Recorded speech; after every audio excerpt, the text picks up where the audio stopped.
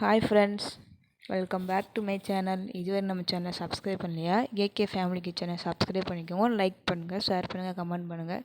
வாங்க குடல் குழம்பு எப்படி செய்வேன்னு பார்க்கலாம். அடுப்பை பற்ற வச்சு குக்கர் நல்லா காஞ்சதும் இதில் 3 டேபிள் ஸ்பூன் எண்ணெய் ஊற்றியாச்சு. எண்ணெய் காஞ்சதும் 3 பட்டை, 4 கிராம்பு, 4 ஏலக்காய், 1 ஸ்பூன் சோம்பு சேர்த்து நல்லா பொரியட்டும்.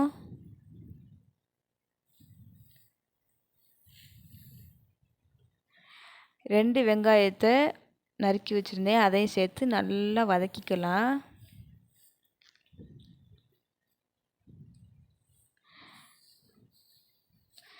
இந்த மாதிரி வெங்காயத்தை நல்லா வதக்கிக்கோங்க கண்ணாடி பதத்துக்கு. இப்போ 1.5 ஸ்பூன் இஞ்சி பூண்டு பேஸ்ட்டு போட்டு நல்லா வதக்கிக்கலாம், பச்சை வாசனை போகிற வரையும்.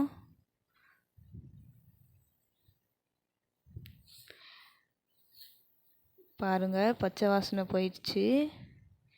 இப்போ நம்ம ஒரு கொத்து கருவேப்பிலை, ஒரு கைப்பிடி கொத்தமல்லி, புதினா, 4 பச்சை மிளகாய் சேர்த்து நல்லா எண்ணெயில் வதக்கிக்கலாம். 2 தக்காளி நறுக்கி வச்சுருந்தேன், அதையும் சேர்த்து நல்லா வதக்கிக்கலாம்.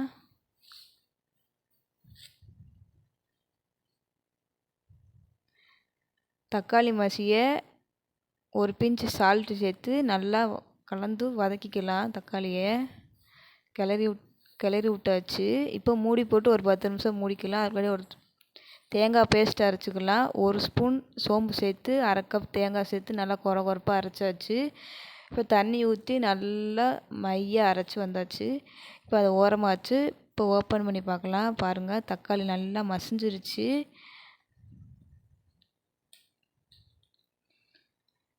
இப்போ நம்ம மசாலா சேர்த்துக்கலாம். 1/2 ஸ்பூன் மிளகாய்த்தூள், 1 ஸ்பூன் காஷ்மீரி மிளகாய்த்தூள். இது நீங்கள் விருப்பப்பட்டால் சேர்க்கலாம், இது கலருக்காண்டி சேர்க்குறது. 2 ஸ்பூன் மல்லித்தூள், 1/4 ஸ்பூன் மஞ்சத்தூள் சேர்த்து நல்லா கலந்து விட்டுக்கலாம். மசாலா கரைஞ்சிடாமல் பார்த்துக்கோங்க, அடுப்பை சிம்மில் வச்சுக்கோங்க.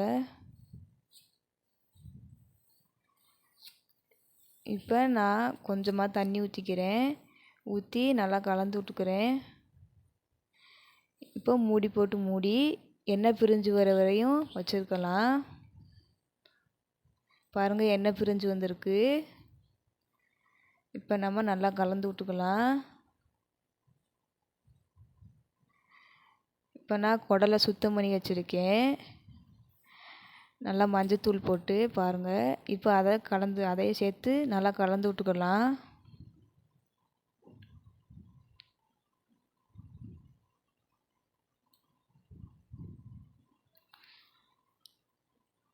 இப்போ மூடி போட்டு மூடி ஒரு 10 நிமிஷம் வைக்கலாம். குடல்லேருந்து தண்ணி விட்டு வரும் பாருங்கள். நல்லா கலந்து விட்டாச்சு. இப்போ நான் கத்தரிக்காய் சேர்த்துக்கிறேன். 4 கத்தரிக்காவை கொஞ்சம் பெருசாக நறுக்கியிருக்கேன். கத்தரிக்காவை சேர்த்து நல்லா கிளறி விட்டுக்கலாம்.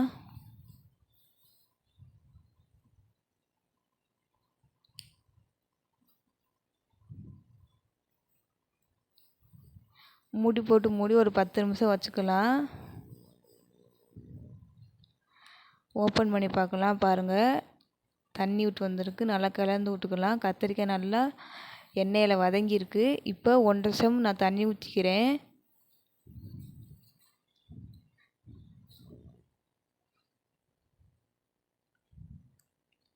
நல்லா கலந்து விட்டாச்சு. இப்போ தேவையான அளவு உப்பு போட்டுக்கலாம். உப்பு போட்டு நல்லா கலந்து விட்டுக்கோங்க. இப்போ குக்கரை மூடி ஹையில் 1 விசில், நார்மலில் 4 விசில் வச்சுக்கலாம். பாருங்கள், விசில் போயிடுச்சு. எவ்வளோ சூப்பராக இருக்குன்னு பாருங்கள். இந்த குழம்பு நீங்கள் சாதத்துக்கு, இட்லி, தோசை, சப்பாத்தி எல்லாத்துக்குமே சூப்பரான சைடிஷ் இது. இதை நீங்கள் இதே மாதிரி வீட்டில் செஞ்சு பாருங்கள். வாங்க, இப்போ குழம்பு நல்லா கொதிக்குது. அடுப்பை பற்ற வச்சாச்சு. இப்போ குழம்பு நல்லா கொதிக்குது. இப்போ தேங்காய் பேஸ்ட்டு சேர்த்துக்கலாம். நான் 2 ஸ்பூன் தேங்காய் பேஸ்ட்டு சேர்த்துருக்கேன்.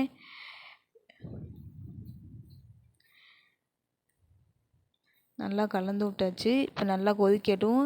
எண்ணெய் பிரிஞ்சு வந்தோடனே பார்க்கலாம். இப்போ பாருங்கள், 1 ஸ்பூன் மிளகுத்தூள், இந்த ஸ்பூனில் 1 ஸ்பூன் சீரகத்தூள் சேர்த்து நல்லா கலந்து விட்டுக்கலாம்.